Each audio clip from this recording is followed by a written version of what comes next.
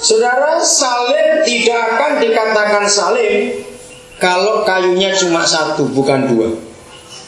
Betul tidak? Salib harus dua kayunya.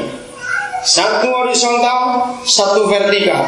Satu yang datar, satu yang tegak lurus. Harus begitu. Dan kita lihat ketika Tuhan Yesus menyatakan hukum kasih itu dengan jelas sekali. Hukum yang terutama dan paling utama. Masih ingat? Kasih Tuhan Elohimmu dengan segenap hatimu, segenap akal bulu, segenap semuanya itu. Yang kedua, yang sama dengan itu, hukumnya berbunyi apa? Kasihlah siapa? Sesamamu manusia seperti kamu mengasihi dirimu sendiri. Saudara, tidak ada satupun orang di dunia yang pernah membuat hukum sehebat itu. Kasihlah sesamamu manusia seperti kamu mengasihi dirimu sendiri. Itu hukum yang sempurna.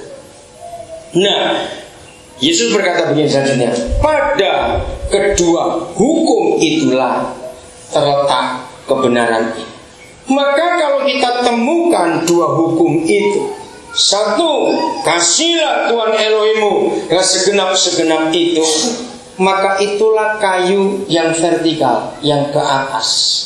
Hubungan kita dengan Tuhan. Kasihlah sesamamu manusia seperti kamu mengasihi dirimu sendiri. Itulah kayu yang horizontal, yang datar itu. Dan dua kayu ini kalau digabungkan, dia pasti berbentuk salib. Maka begini wujud konkretnya. Tidak boleh ada orang berkata gini, pokoknya aku dengan Tuhan, pokoknya aku dengan Tuhan, aku gak mau tahu dengan yang lain. Hebat bukan kelihatannya? Hebat gak secara keadaan hebat? Nah, itulah orang-orang beragama.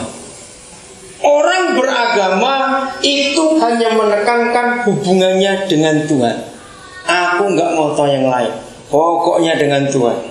Orang yang beragama rajin beribadah. Orang yang beragama secara fisik, secara fakta, secara mata, orang itu hebat. Aktivitas keagamaannya luar biasa. Tapi kalau dia tidak punya hubungan dengan sesama, maka dia cuma sepotong kayu yang gak ada artinya. Begitu pula ada orang berkata, aku gak usah beribadah, aku gak usah ke gereja, pokoknya aku baik loh pada semua orang. Aku gak pernah nyakitin orang, aku tidak pernah berbuat salah. Ada orang utang aku pinjami, gak dibayar penuh, gak nagih. Kau tahu utang terus pada orang itu yuk. Nah, tapi aku gak mau beribadah. Dia cuma sepotong kayu saja. Yang kayu yang horizontal itu. Bisa ngerti kebenaran ini? Jadi semuanya juga salah. Maka hubungan kita dengan Bapa di surga harus benar. Tapi hubungan kita dengan sesama kita juga harus benar. Katakan amin. Maka kalau dua-duanya benar, maka salib itu ada dalam kehidupan kita. Maka itu percuma kalau kita pakai kalung salib, tanda salib, di rumah kita salibnya berjejer misalnya. Tapi kalau salib itu cuma hiasan, kita nggak pernah melakukan dua bentuk kayu itu, yang vertikal dan horizontal, maka nggak akan ada gunanya salib itu. Konsep yang salah dengan film-film Dracula dulu. Wah, dengan salib setan takut itu bohong semuanya. Justru film-film itu menyesatkan, saudara. Setan nggak pernah takut dengan bentukan salib. Jadi mau pasang salib yang 10 meter pun setan gak akan takut. Karena bagi Bapa di surga salib itu bukan jadi hiasan. Katakan amin. Salib itu jadi perbuatan kita. Maka itu lagi sekali Efesus 2:16 ini saya akan baca lagi supaya kita tidak lupa. Dan untuk memperdamaikan keduanya di dalam satu tubuh dengan Tuhan, dengan Bapa di surga oleh salib, dengan melenyapkan perseteruan pada salib itu. Maka itu hukum kasih jelas. Tidak ada Tuhan di manapun juga yang pernah berfirman, kasihilah musuhmu. Tidak ada. Ada banyak Tuhan di dunia ini. Masing-masing agama punya Tuhan. Masing-masing suku bangsa di dunia punya Tuhan. Maka itu masing-masing kelompok punya kepercayaan, karena ada Tuhan buat mereka. Dan dari masing-masing kelompok, masing-masing agama, kita kenal Tuhan masing-masing dari kitab suci agama itu. Dari mengenali kitab suci agama masing-masing, kita tahu Tuhan mereka itu siapa. Ngerti maksud ini, saudara? Ada Tuhan yang berfirman, kalau kamu dipukul, balas. Itu hak mereka yang percaya pada Tuhan seperti itu. Tapi Tuhan kita lah, kasihilah musuhmu, berkatilah orang yang ngampakan kamu, menganiaya kamu, racunlah orang yang benci kamu. Begitu? Enggak, Tuhan enggak berfirman seperti itu. Kasihnya itu luar biasa.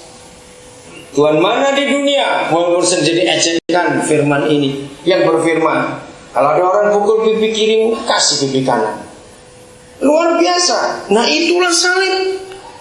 Tuhan kita yang berfirman dengan mengajar dalam doa yang luar biasa. Ampunilah apa kami?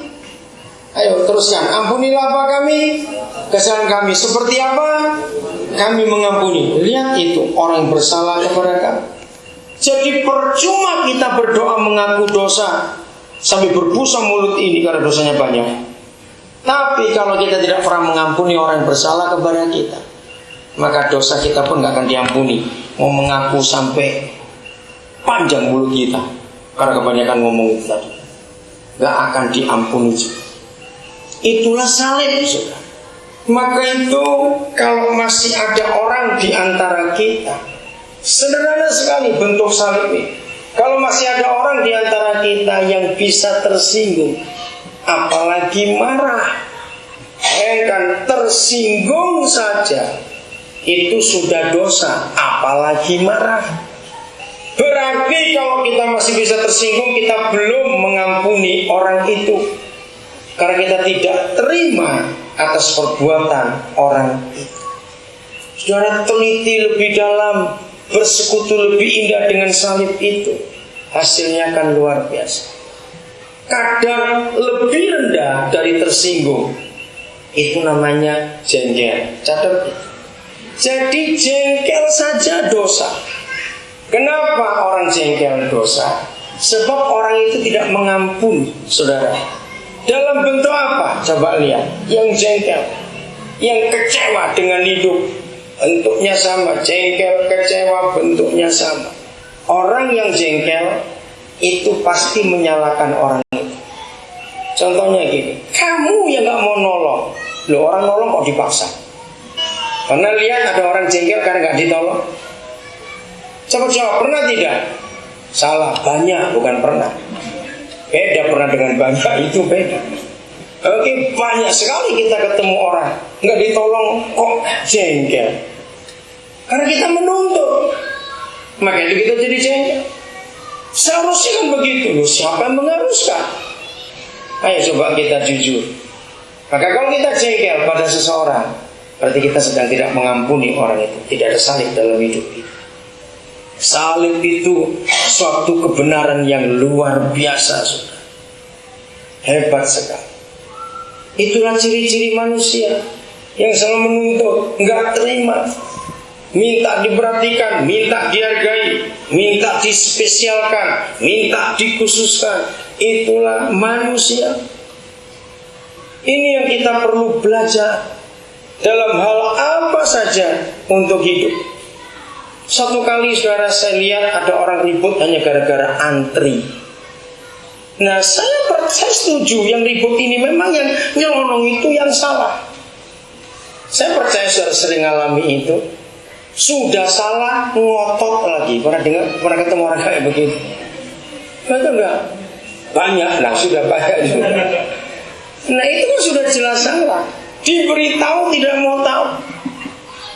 Nah simpel seharusnya. Orang yang gak mau antri dalam hal apapun juga. Kalau kita orang Kristen, maka orang itu pun gak ngerti salib dalam hidup. Dia harus tahu bagiannya di mana. Jangan nyerobot milik orang lain. Belajar kita untuk Anda.